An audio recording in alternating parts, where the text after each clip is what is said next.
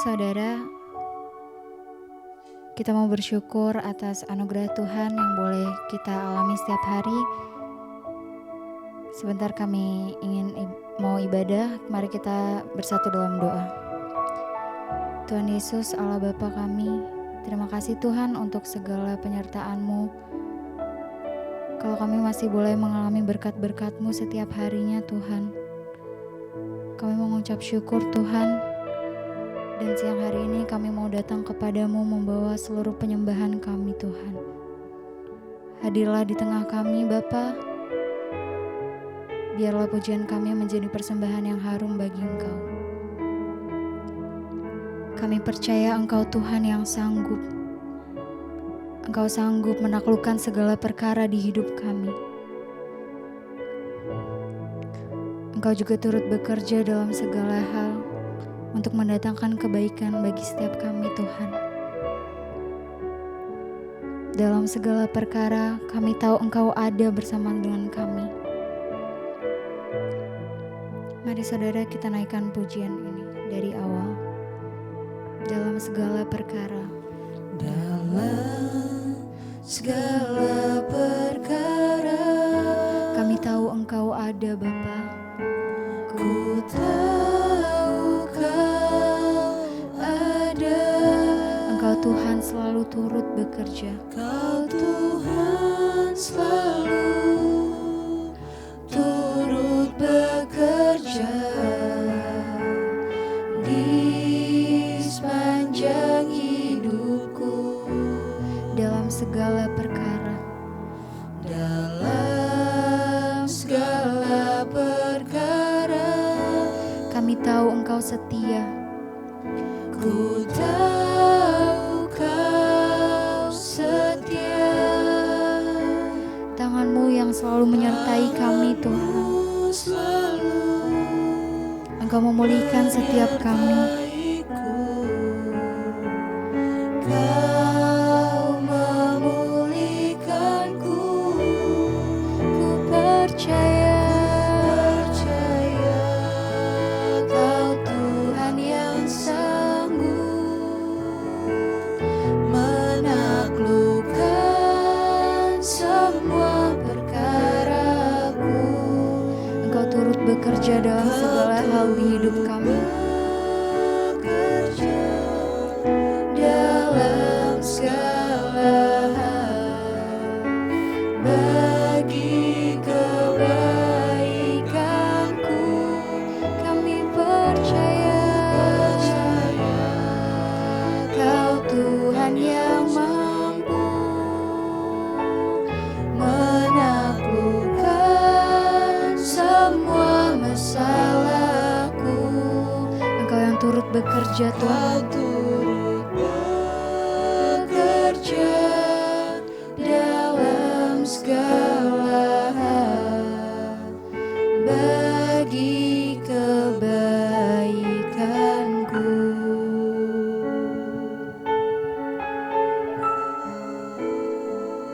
Dalam segala perkara kami tahu Engkau ada Bapa. Dalam segala perkara ku tahu Kau ada. Engkau Tuhan yang selalu turut bekerja. Kau Tuhan selalu turut bekerja di sepanjang hidupku. Dalam segala perkara ku tahu Kau setia. Tangan-Mu yang selalu menyertai kami. Tangan-Mu selalu Bahkan Kau juga memulihkan setiap kami Tuhan. Kau memulihkanku. Kami percaya, ku percaya Kau Tuhan yang sanggup. Engkau Tuhan Tuhan yang sanggup menaklukkan setiap perkara kami Bapa. Engkau yang turut bekerja dalam segala hal di hidup kami. Dalam segala hal bagi kebaikanku, ku percaya Kau Tuhan yang mampu menaklukkan semua masalahku. Kau turut bekerja dalam segala hal bagi kebaikanku. Ku percaya Kau Tuhan yang sanggup menaklukkan. Engkau Tuhan yang sanggup menaklukkan semua perkara kami Tuhan. Bahkan Engkau yang turut bekerja untuk mendatangkan kebaikan bagi setiap kami. Dalam segala hal bagi kebaikanku, ku percaya Kau Tuhan yang mampu. Engkau Tuhan yang mampu menaklukkan semua masalah kami Tuhan. Engkau yang turut bekerja dalam setiap masalah kami untuk mendatangkan kebaikan bagi setiap kami. Dalam segala hal bagi kebaikanku, bagi kebaikanku, bagi kebaikanku. Engkau yang lebih tahu yang terbaik bagi kami Tuhan.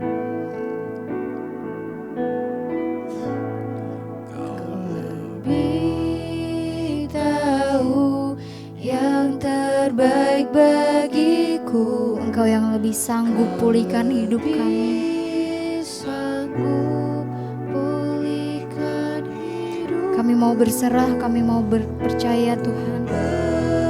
Berserah, ku percaya hanya Yesus penolong yang setia. Kau lebih tahu yang terbaik bagiku. Engkau lebih sanggup pulihkan hidup kami. Sanggup pulihkan hidupku. Kami mau berserah Ku berserah dan kami percaya hanya Engkau Yesus penolong kami yang setia. hanya Yesus penolong yang setia.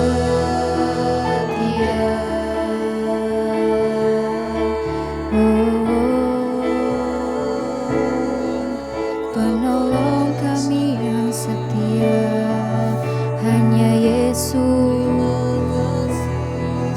Haleluya, haleluya. Penolongku yang setia, Yesus. Lebih tahu yang terbaik bagiku. Kau lebih sanggup pulihkan hidupku. Kami mau berserah, kami mau percaya Tuhan. Berserah, ku percaya hanya Yesus penolong yang setia.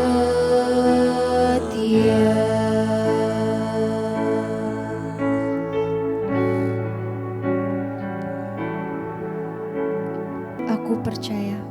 Sebab aku percaya, bukan karena melihat, namun karena firman-Mu yang selalu genapi di hidupku.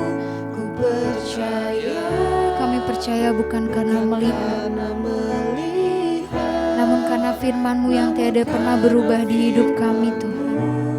tiada pernah berubah. Sebab aku percaya, Sebab aku percaya, bukan karena melihat, namun karena firman-Mu yang selalu digenapi di hidupku. Ku percaya, bukan karena melihat, namun karena firman-Mu tiada pernah berubah bagi setiap hidup kami. tiada pernah berubah. Sebab kami mau percaya, Tuhan, Percaya, bukan karena kami melihat, karena melihat, namun karena firman-Mu yang selalu digenapi di setiap hidup kami. yang selalu digenapi di hidupku. Ku percaya, bukan karena melihat, namun karena firman-Mu tiada pernah berubah.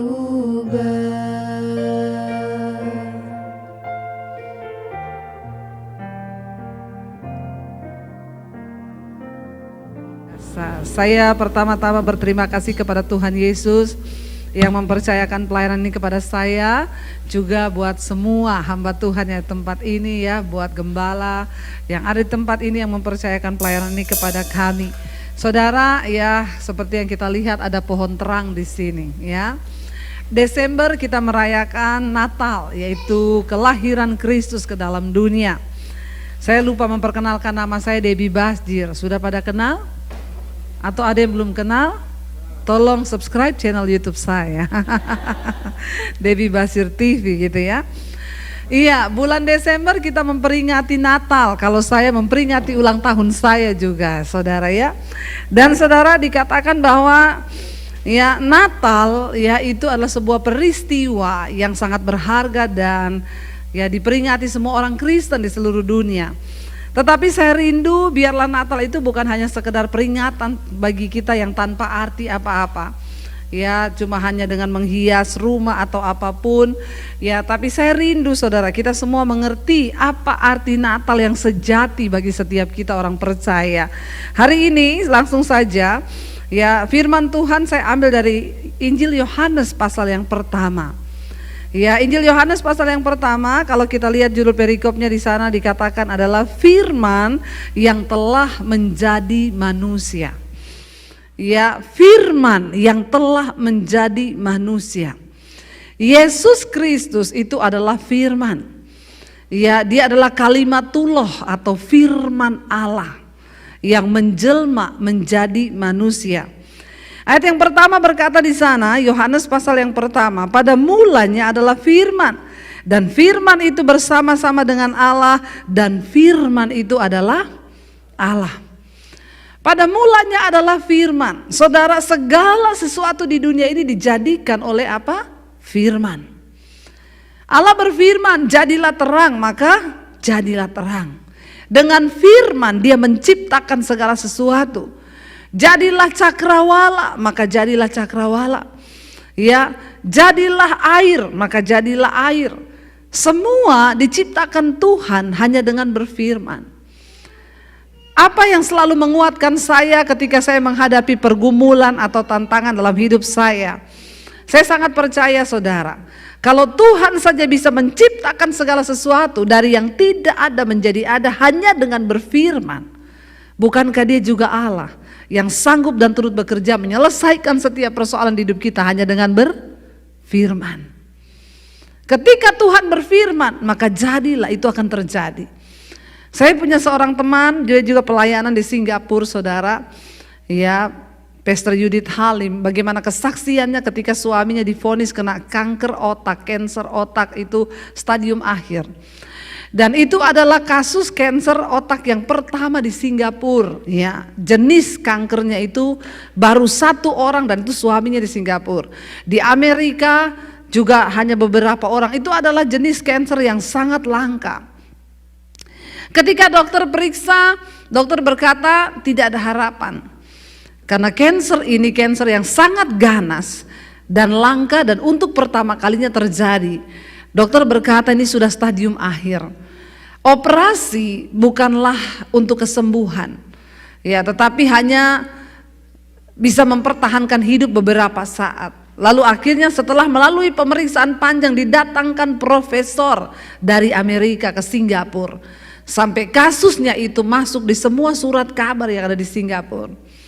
Ketika dokter mengoperasi kepalanya dibuka saudara, dokter menelpon dia dan berkata, apakah kami harus melanjutkan operasi ini? Karena ternyata ketika kami buka, kansernya itu sudah menyebar ke semua otak.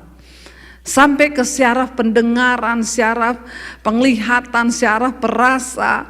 Dan sumber utama kanser itu ada di batang otak. Kami tidak bisa mengapa-apakan.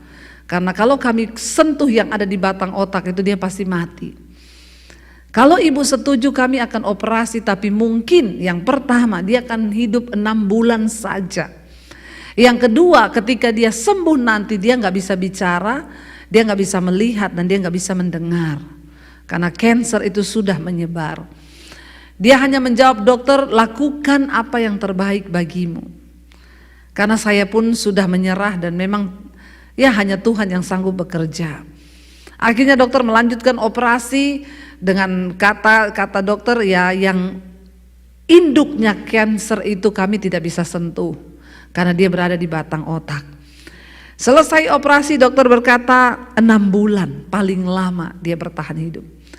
Lalu suaminya berkata karena waktu hidupku tinggal 6 bulan aku akan menghabiskannya untuk melayani Tuhan.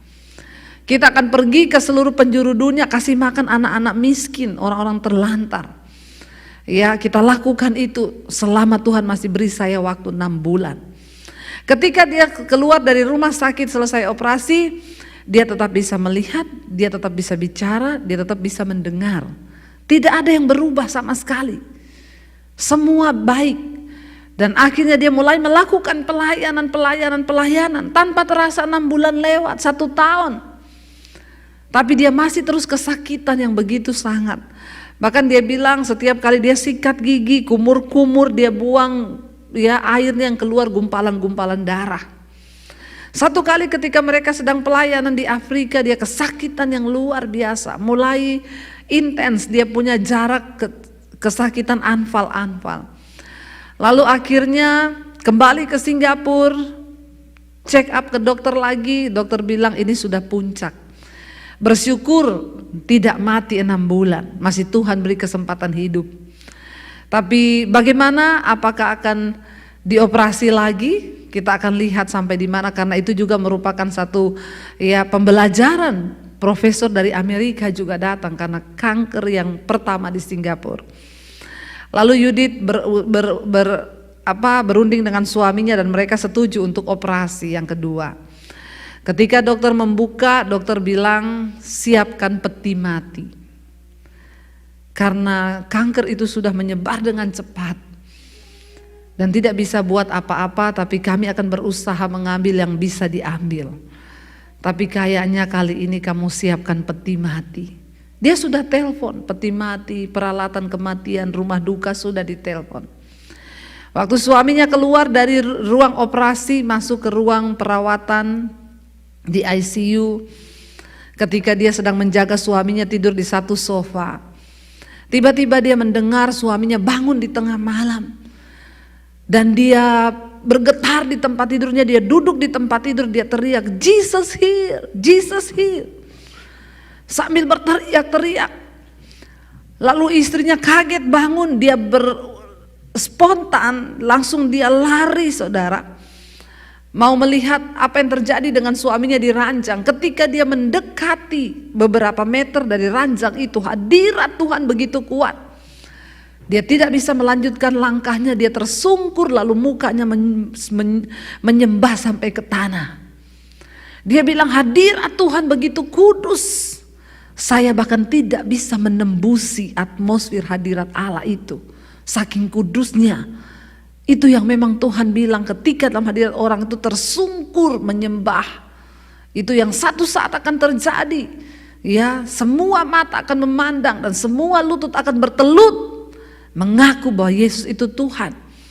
Dia berlari ketika kena hadirat Tuhan, dia tersungkur. Dia lihat suaminya tetap teriak, Jesus here, Jesus here. Setelah beberapa saat suaminya tertidur lagi, dia berkata mungkin dia mimpi. Lalu istrinya kembali ke sofa, saudara, dia duduk di sana. Dia kaget tiba-tiba jam 5 pagi alarm rumah sakit berbunyi. Suster teriak, pasien hilang, pasien hilang. Istrinya pikir suami saya rapture. Mungkin tadi malam dia mengalami pengangkatan. Dia hilang diangkat Tuhan ke sorga. Tiba-tiba saat semua panik alarm berbunyi, suaminya keluar dari kamar mandi. Sambil bernyanyi dia habis mandi. Suster berkata, kamu gila.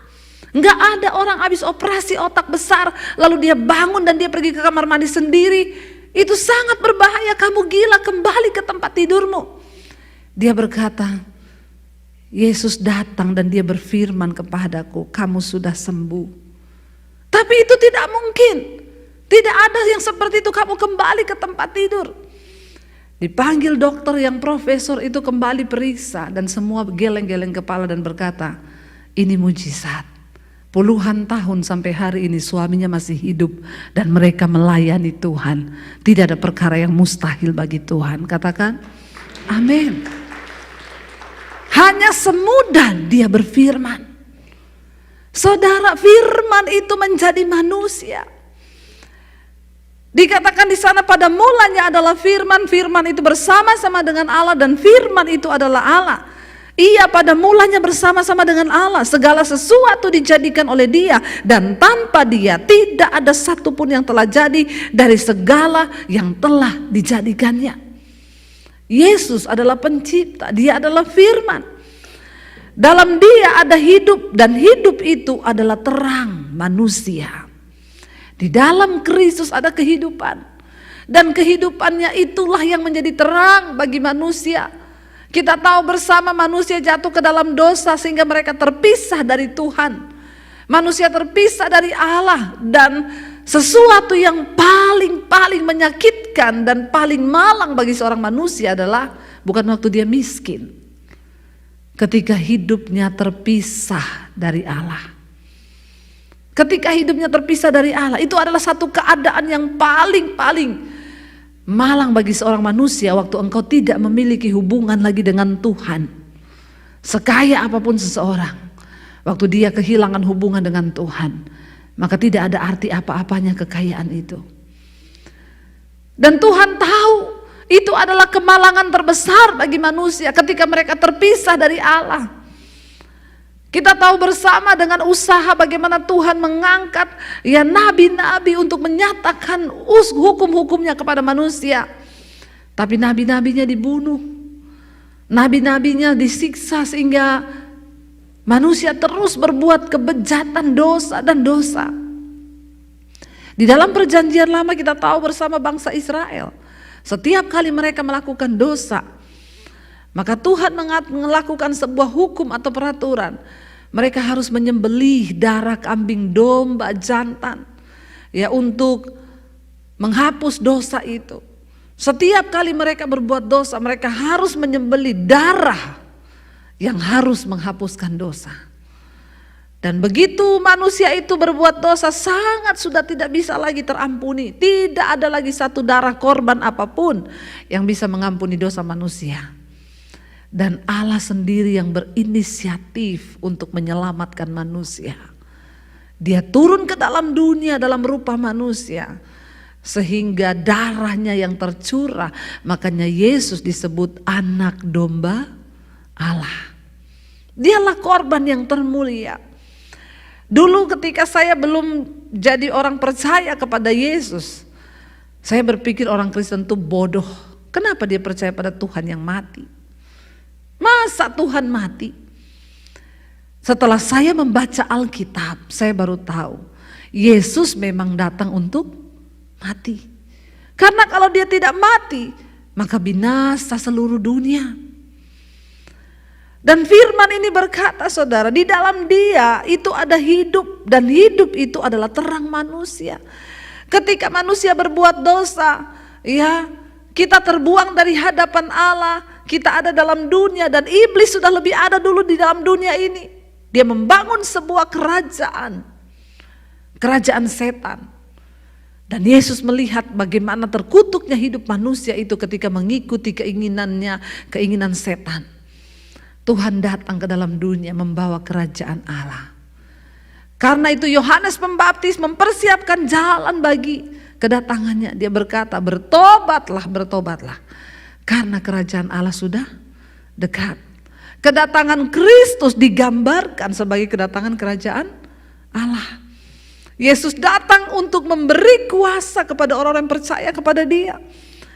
Dikatakan di sana terang itu bercahaya, ayat yang kelima, di dalam kegelapan, dan kegelapan itu tidak menguasainya. Selama ini manusia hidup dalam kegelapan, ada dalam cengkeraman iblis, dibawa kerajaan setan. Tetapi Tuhan datang menawarkan satu terang yang akan membawa hidup manusia itu dibebaskan. Karena itu saudara, dikatakan kalau kita lihat ayat yang ke-12, tetapi semua orang yang menerimanya kuasa, yang menerimanya diberinya kuasa supaya menjadi anak-anak Allah, yaitu mereka yang percaya dalam namanya. Tetapi setiap saudara dan saya yang percaya kepada Yesus, kita diberi kuasa untuk menjadi anak-anak Allah. Kita diberi kuasa. Karena itu setiap kita yang percaya pada Dia, kita nggak lagi jatuh bangun di dalam dosa. Ya, orang yang sungguh-sungguh ada dalam terang Kristus, mereka hidup dalam kerajaan Allah, mereka tidak jatuh bangun terus di dalam dosa. Ya, terikat dengan dosa. Dan berkata, saya itu sudah mau berhenti Bu dari perselingkuhan ini, tapi saya nggak bisa, saya terus jatuh di dalamnya. Saya terikat dengan banyak dosa Bu, saya ini kepahitan Bu, tapi saya nggak pernah mampu untuk keluar, saya nggak bisa mengampuni. Saudara, Yesus sudah datang, Dia membawa terang yang adalah kehidupan itu. Dan Alkitab berkata, setiap orang yang menerimanya diberi kuasa untuk menjadi anak Allah. Mari buka hatimu hari ini, jangan jadi Kristen saja. Tidak cukup orang hanya beragama Kristen. Tidak cukup engkau menerima warisan agama dari orang tuamu. Karena kekristenan itu lebih daripada sebuah agama. Kekristenan adalah sebuah pengalaman pribadi kita berjumpa dengan Tuhan. Dan Dia mengubahkan hidup kita. Dan setiap orang yang berjumpa dengan Yesus, itu pasti terjadi perubahan dalam hidupnya. Kita gak bisa sebut kita anak Allah kalau kita masih terus ada dalam kegelapan. Ya, kita harus sungguh-sungguh berjuang. Alkitab berkata, engkau percaya hanya ada satu Allah saja, itu baik, kata Tuhan.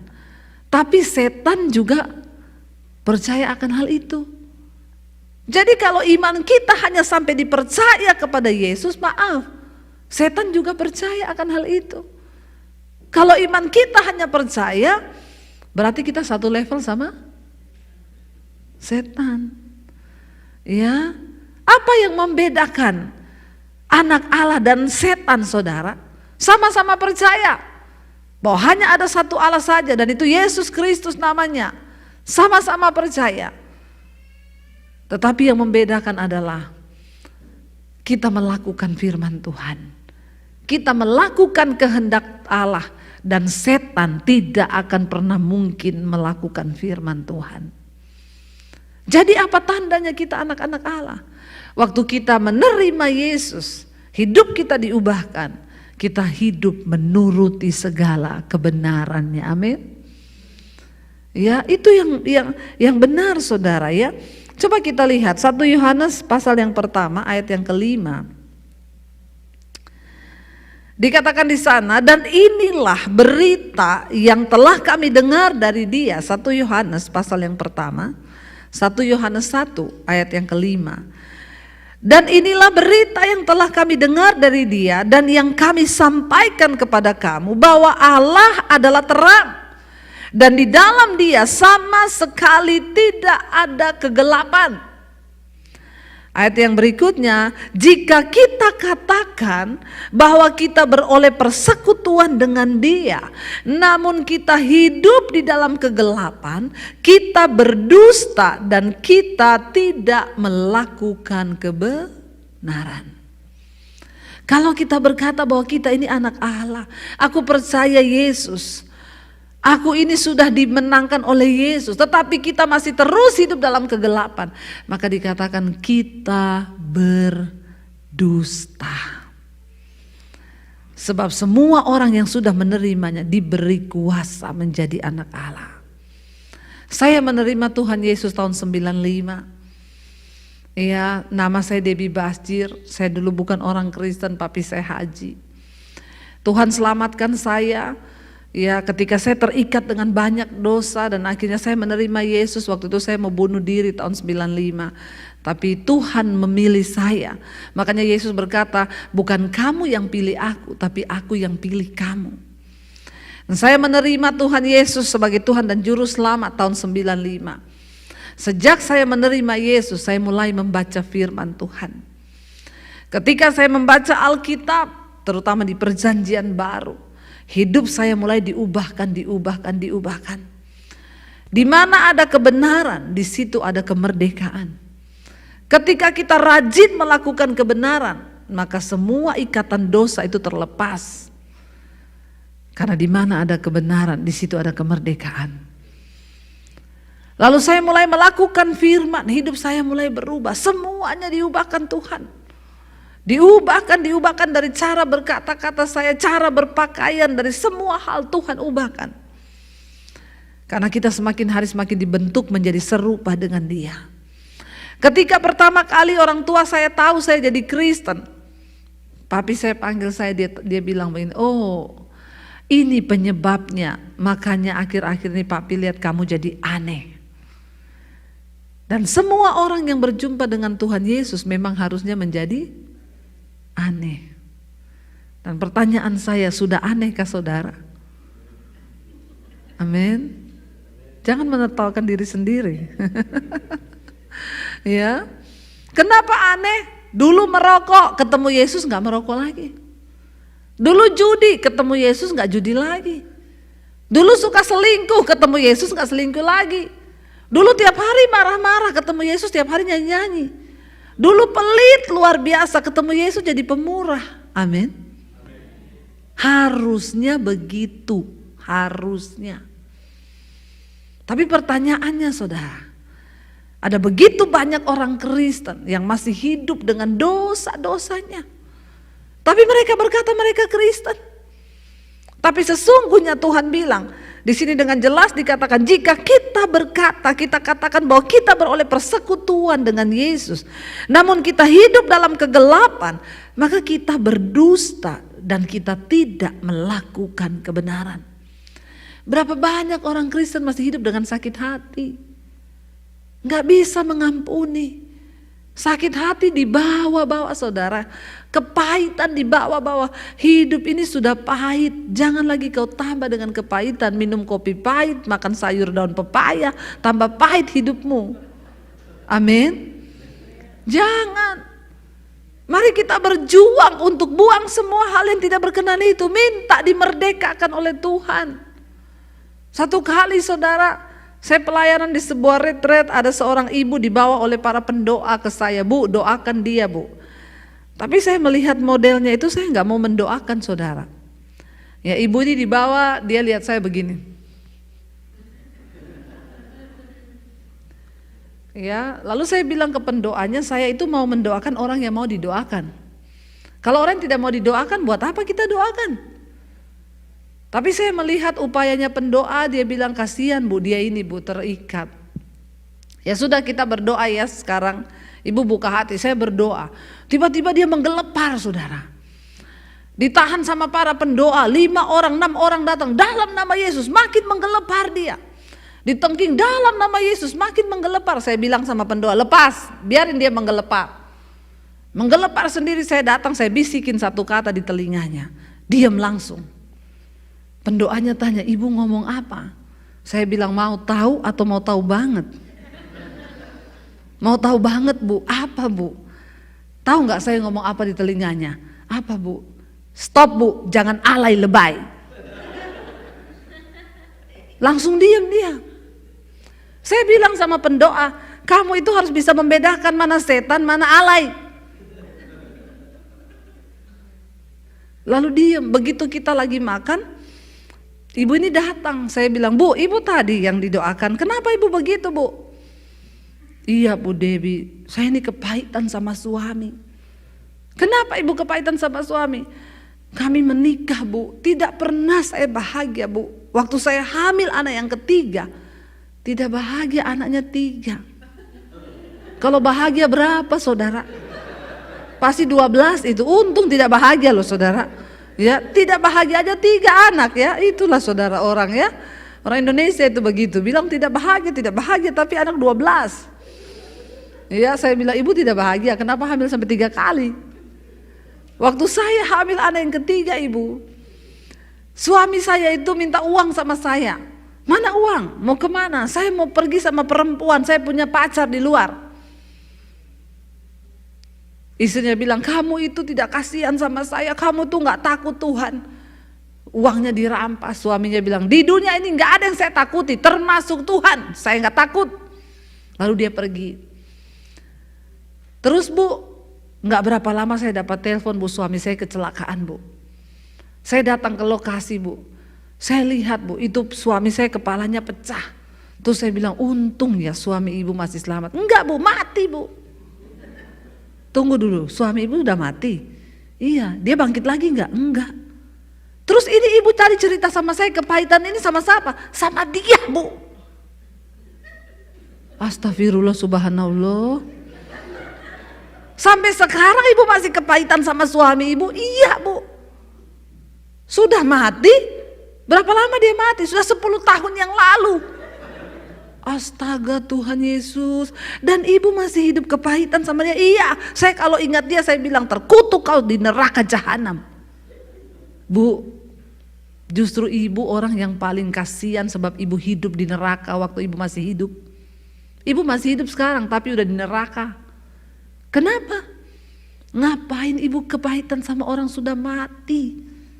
Ibu masih doakan begitu lagi dia. Ibu tahu gak ibu yang rugi? Kenapa Yesus mengajarkan kepada kita doakan orang yang menganiaya kamu? Itu bukan hanya untuk kebaikan orang itu. Yang pertama untuk kebaikan ibu. Karena dengan melepaskan pengampunan itu adalah obat racun kepahitan dalam hidup kita. Orang yang kepahitan itu menyakiti diri sendiri. Ya. Engkau yang minum racun tapi engkau harapkan orang lain yang mati, itu orang kepahitan. Tiap hari dia minum racun tapi dia berharap orang yang dia pahitin itu yang sial, yang mati. No, saya bilang, ibu sedang bunuh diri loh bu. Dan engkau sedang di dalam neraka sekalipun engkau masih hidup di dunia, rugi. Makanya tampangnya aduh jengkelin banget. Lihat mukanya itu, kita lihat orang kepahitan tuh gak ada enak-enaknya saudara. Jarang tersenyum, cemberut. Ya, semua orang bikin apa-apa salah. Karena orang kepahitan itu terluka. Ya, jadi orang mau sentuh apanya dia takut kena lukanya saudara. Makanya orang ngomong A dia nangkapnya Z. Anda harus sadari kalau Anda itu punya kepahitan, cepat-cepat minta untuk dilepaskan. Dan tidak cukup hanya pendoa mendoakan saudara. Tapi engkau berdoa sendiri di rumah, setiap hari lepaskan pengampunan. Setiap hari perkatakan dalam nama Yesus. Saya pernah mengalami kepahitan. 1 hari 24 jam, 34 kali iblis datang bayangkan muka orang itu. Padahal cuma 24 jam kan. Tapi bisa 50-60 kali iblis datang untuk kasih saya bayangan. Lihat orang ini. Sangat tidak pantas kan untuk diampuni. Tapi setiap kali iblis membawa mukanya ke saya lepaskan doa. Tuhan, aku mengampuni dia dalam nama Yesus. Sehari 34 kali. 34 kali saya lepaskan pengampunan. Ya, sampai akhirnya saudara terus sehari ya tinggal 20, tinggal 30 kali, tinggal 60 kali saya lepaskan pengampunan dalam nama Yesus, aku mengampuni engkau. Sampai akhirnya iblis datang lagi membayangkan muka orang itu, saya sudah gak marah, saya tersenyum dan saya berkata terima kasih Tuhan. Sebab engkau mengizinkan dia datang di hidupku untuk aku belajar bagaimana mengampuni. Tuhan mengasihi kita saudara. Karena itu mari kita taat pada firman. Mari kita ikuti setiap firman Tuhan. Jangan menjadi orang Kristen tapi engkau tidak mau mengikuti firman. Hiduplah dalam kemerdekaan. Jangan jadikan Yesus itu hanya sebagai agama yang engkau miliki. Tapi ikutlah teladannya. Amin. Ya, jangan biarkan Natal tahun ini berlalu begitu saja tanpa ada perubahan hidup. Kita sedang ada di hari-hari yang terakhir. Masa-masa yang sukar akan datang. Bahkan prediksi-prediksi tentang tahun depan adalah tahun kegelapan. Tapi saya mau bilang satu hal, dunia bisa berubah. Keadaan bisa berubah. Ingat, firman Tuhan itu tidak pernah berubah. Janjinya tidak pernah berubah. Dia tetap sama. Dia tetap Tuhan ya dan amin. Saya mengalami saudara di tengah masa pandemi Tuhan memberkati kami sekeluarga. Tadinya kami mau jual rumah di Jakarta, pulang ke Solo karena gak tahu bertahan hidup seperti apa. Dunia ini ada saatnya di atas, ada saatnya di bawah. Jangan berpikir bahwa apa yang ada padamu hari ini itu kekal. Jangan berpikir keadaanmu akan baik-baik seperti yang kau alami hari ini. No. Iya. Percayalah bahwa semua itu bisa berlalu, bisa hilang dalam sekejap. Bahkan pekerjaan yang kau miliki bisa tiba-tiba hilang dari hadapanmu. Karena itu taruhlah harapan dan imanmu kepada Tuhan. Dia Allah yang sanggup. Kami mau jual rumah dan pulang ke Solo ketika masa pandemi, kami gak tahu berapa tahun akan terjadi. Gak ada jadwal, kami hidup benar-benar dari melayani Tuhan. Tapi hanya seperti membalikan telapak tangan, Tuhan mengubahkan segalanya. Yang tadinya kami mau jual rumah gak jadi, saya malah beli rumah lagi, saya malah bangun studio di Jakarta di tengah masa pandemi. Dan bukan hanya itu, kami bisa bangun puluhan gereja di desa-desa. Apa yang tidak mungkin bagi manusia, itu mungkin bagi Tuhan asal kita sungguh-sungguh percaya. Amin saudara. Bagian kita melakukan firman, itu aja. Lakukan bagianmu, maka Tuhan akan melakukan bagiannya. Alkitab berkata firman Tuhan itu murni, firman Tuhan itu teruji, dan Allah akan melakukan apa yang firman itu sudah sampaikan. Bagian kita imani firman itu, lakukan sesulit apapun keadaan di depanmu, tetaplah percaya bahwa Dia Tuhan yang sanggup. Asal kita mau berubah. Ya, dikatakan barang siapa yang percaya kepada Kristus, kita diberi kuasa untuk menjadi apa? Anak-anak Allah. Kita menerima kuasa menjadi anak Allah. Orang-orang yang dimenangkan, dan di dalam terang itu dikatakan kegelapan tidak dapat menguasainya. Percaya pada firman Tuhan. Saya mengikut Tuhan saudara dari tahun 95. Saya diproses Tuhan begitu keras. Ketika saya harus mengaku iman saya, konsekuensinya papi saya waktu itu ancam saya mau dibunuh. Tapi saya tetap bertahan pada Yesus. Tidak ada satupun yang bisa pisahkan aku dari kasih Kristus, karena saya sudah mengalami Tuhan. Akhirnya saya diusir dari keluarga tahun 96. Papi saya bilang, kamu angkat kaki dari rumah ini kalau kamu tetap memilih Yesus. Jangan pernah anggap kamu punya keluarga. Keluar dari rumah ini. Dan satu lagi, kalau kamu benar-benar pilih Yesus, keluar dari rumah ini, jangan bawa ijazahmu. Saya mau lihat Yesus bisa kasih makan kamu pakai apa. Saya keluar dari rumah tanpa bawa ijazah. Saya memulai hidup bukan dari nol, dari min. Dengan Tuhan. Dari kota Poso saya ke kota Palu untuk bisa dapat tinggal dan makan. Saya numpang di kos-kosan di tempat sepupu saya. Saya cuci baju anak kos. Saya nyapu, saya ngepel, saya bersih-bersih rumah. Cuci baju bukan pakai mesin, pakai tangan. Waktu itu saya baru lulus SMA. Sering kali air mata menetes, iblis ngomong, goblok ikut Yesus menderita, tinggalkan keluargamu. Tapi saya berkata, iblis aku telah dibeli dan hargaku lunas dibayar. Karena itu aku tidak punya hak atas hidupku. Hidupku adalah milik Kristus.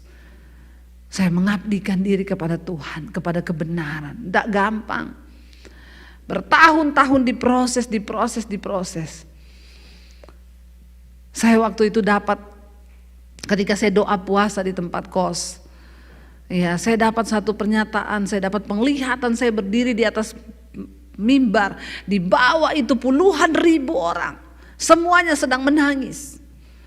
Tuhan berkata, satu saat engkau akan pergi kepada mereka, bangsa-bangsa menantikan pengajaranmu, pulau-pulau menantikan pengajaranmu.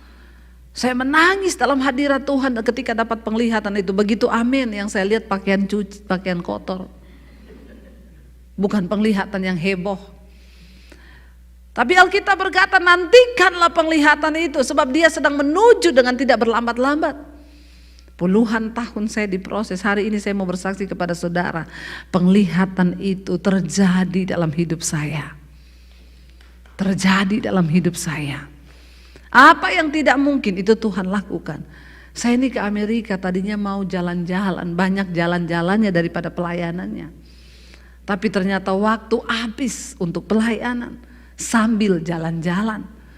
Iya, hari ini saya ada di sini. Tadi pagi khotbah di Philadelphia 2 kali. Lalu saya ke sini.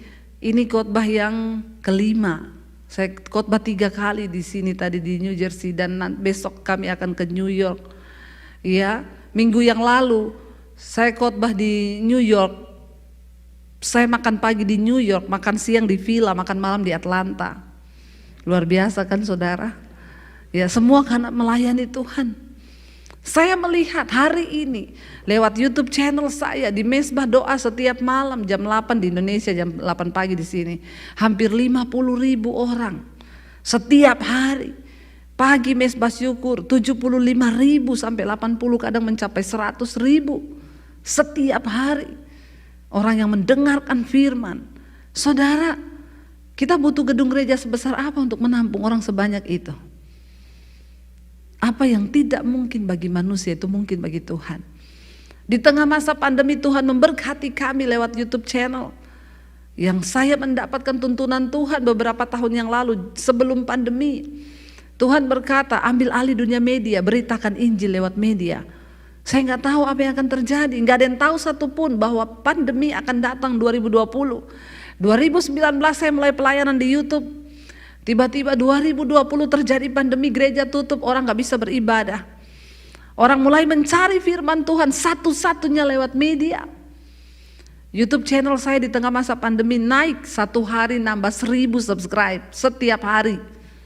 1.000 setiap hari, kok nggak wow ya? 1.000 subscribe setiap hari, wow nggak? Wow saudara ya. Hari ini mencapai 600.000 lebih subscribe. Ya, tahun depan 1 juta saudara. Saya melihat, ya bukan untuk wah-wahan, saya mendengarkan begitu banyak kesaksian orang mengalami pemulihan. Yang sudah mau bercerai dipulihkan Tuhan. Yang mau bunuh diri bertobat terima Tuhan Yesus. Saya mendengarkan banyak pemulihan demi pemulihan, orang mendengarkan firman Tuhan. Karena pada mulanya adalah firman, dan firman itu adalah Allah. Firman itu sedang datang ke dalam dunia, Yesus Kristus Tuhan. Mari kita sungguh-sungguh saudara memaknai Natal tahun ini dengan hati dan hidup yang benar-benar tertuju kepada Tuhan. Saya berdoa biar kita semua pulang dari tempat ini, bahkan kita memasuki tahun yang baru 2023, jangan takut, Tuhan beserta dengan kita. Itu pesan Natal yang begitu kuat, Tuhan beserta kita. Saya undang para imam musik bisa maju ke depan. Kita mau percaya sungguh-sungguh bahwa Dia Tuhan yang tidak pernah meninggalkan kita. Kita mau naikkan pujian tadi, ku yakin Tuhan Engkau hadir di sini. Engkau hadir di hidup kami. Karena itu tidak ada perkara yang mustahil bagi Tuhan. Kami sangat percaya Tuhan sanggup melakukan. Lebih dari yang kami minta dan yang kami doakan, Engkau sanggup melakukannya Bapa. Kita mau katakan di hadapan Tuhan, ku yakin Tuhan Engkau hadir dalam hidup kami. Mari bangkit berdiri bersama saudara. Terima kasih Tuhan. Terima kasih Bapa. Terima kasih ya Roh Kudus. Katakan bersama, yes Lord.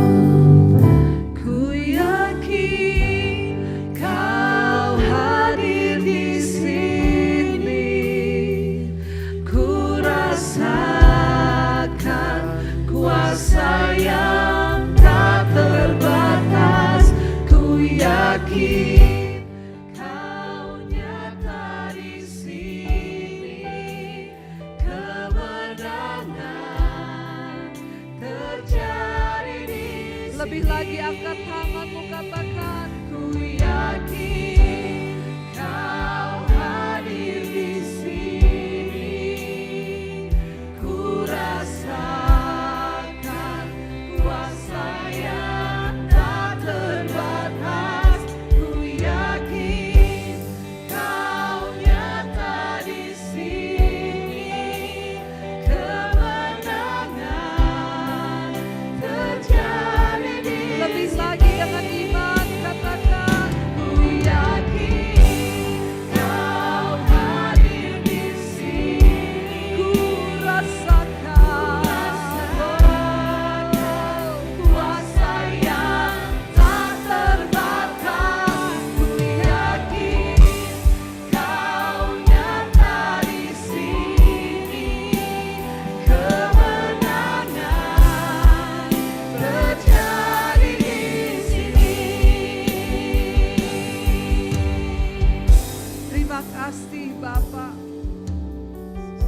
saudara, mungkin hari ini engkau berkata, rasanya tidak ada pengharapan.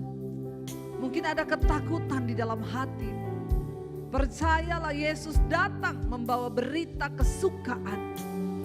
Dia rindu melepaskan engkau dari setiap kutuk. Kutuk kemiskinan, kutuk sakit penyakit, kutuk kesialan, bahkan apapun.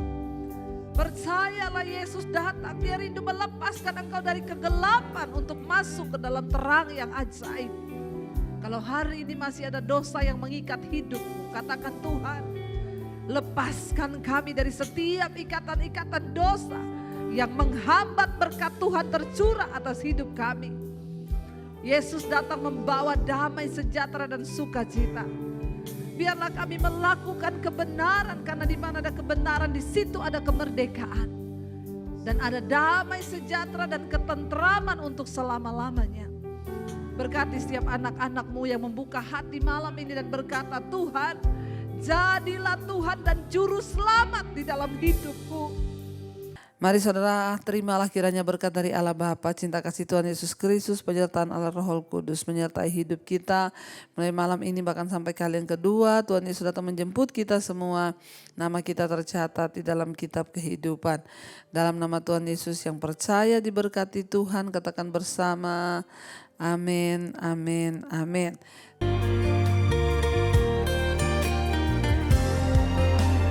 Kau yang pegang